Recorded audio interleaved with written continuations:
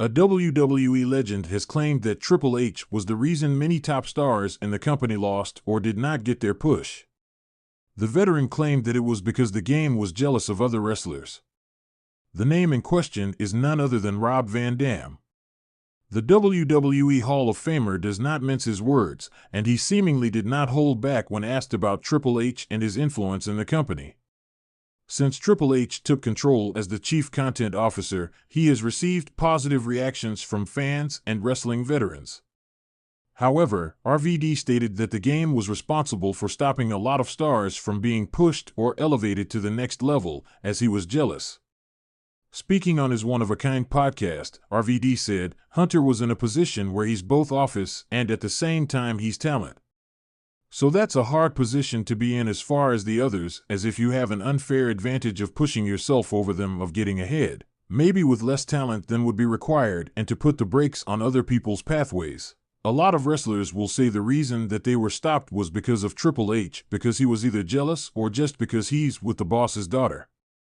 H/T Wrestling Inc. It will be interesting to see if the WWE CCO will have anything to say about this.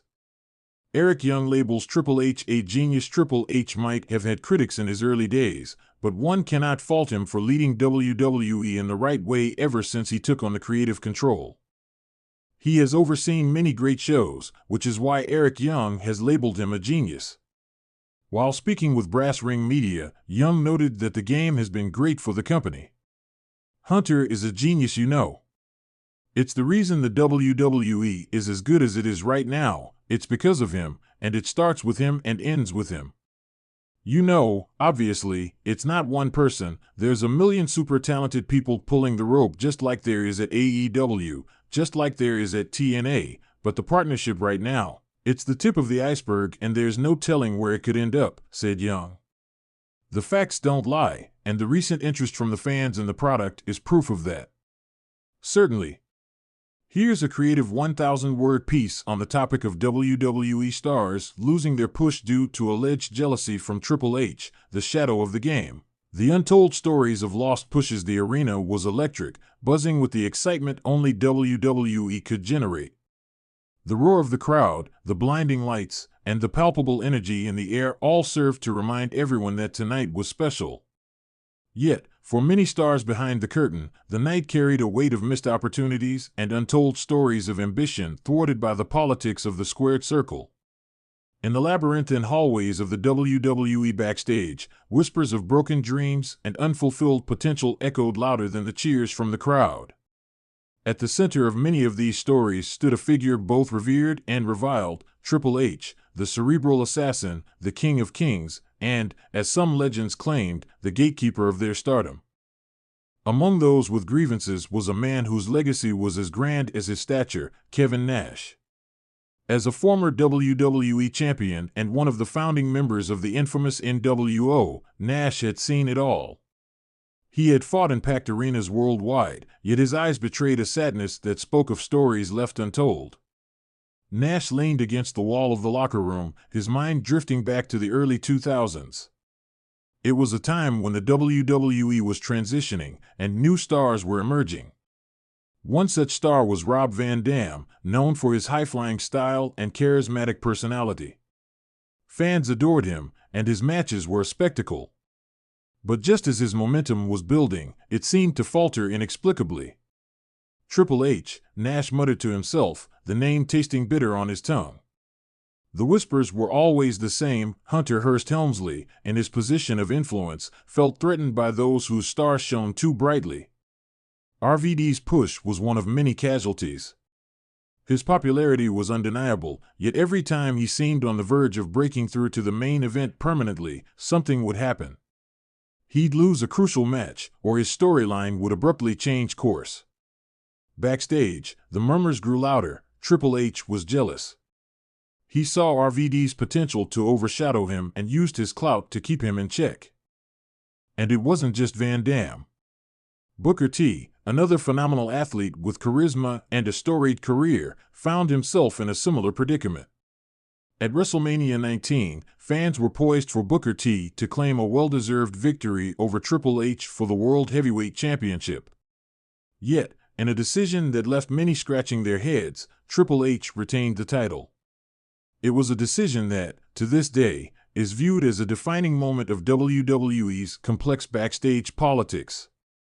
Nash, having navigated those murky waters himself, knew how Triple H operated. To some, it was savvy business, to others, it was pure ego. Either way, the landscape of WWE was littered with the remnants of careers that could have been. Chris Jericho, a man who had clawed his way to the top through sheer talent and tenacity, also found himself at odds with Triple H. Their feud, both on screen and off, was legendary. Jericho's charm and in-ring prowess made him a fan favorite, but every major victory seemed to be followed by a setback that reeked of manipulation. Behind the scenes, the sentiment was echoed by legends like Bret Hart and Mick Foley.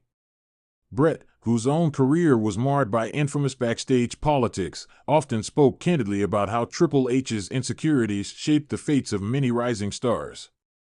Foley, a beloved figure for his hardcore style and unbreakable spirit, shared similar tales of how the game's master maneuvered to keep his throne secure. Yet, for every career allegedly stymied by Triple H, there were those who flourished under his influence. Randy Orton, Batista, and even John Cena, all products of the same era, thrived and ascended to the top echelons of WWE. To some, this was proof that Triple H's actions were not purely self-serving but a strategic effort to build a new generation of superstars. Still, the shadows cast by his decisions could not be ignored. In the locker room, Nash's musings were interrupted by the arrival of another veteran, one whose career had also been marked by the subtle machinations of WWE politics, CM Punk. Punk's journey was a roller coaster of highs and lows, marked by moments of brilliance and periods of intense frustration. His infamous pipe bomb promo had laid bare many of the industry's hidden truths, including his own struggles with the politics that Triple H embodied. Punk's disdain for the status quo and his willingness to speak out made him a hero to many and a threat to those in power. "You thinking about the past again, big man?" Punk's voice brought Nash back to the present. "Just the usual," Nash replied, a wry smile on his lips. "Thinking about all the what-ifs and could-have-beens." Punk nodded, his own gaze distant. "Yeah, we all have those. But we also have our stories, our battles. And those are ours, no matter what." As the night progressed, the two veterans watched the new generation of stars take to the ring, each match a testament to the relentless spirit of WWE. The stories of lost pushes and backstage jealousy, while significant, were but one part of the tapestry that made up the world of professional wrestling. Triple H, for all his alleged flaws, had also been a part of countless legendary moments. His rivalry with The Rock, his brutal matches with The Undertaker, and his leadership in factions like DX and Evolution had left an indelible mark on the industry. In the end, the story of WWE was one of complex characters, each driven by ambition, pride, and a love for the sport. The shadows cast by jealousy and power plays were real, but so were the moments of triumph and the bonds forged in the heat of battle. As the crowd erupted in cheers for the main event, Nash and Punk shared a knowing look. The game was always changing, but the passion for wrestling, the reason they had all started this journey, remained the same. And in that, there was a sense of peace, even amidst the chaos.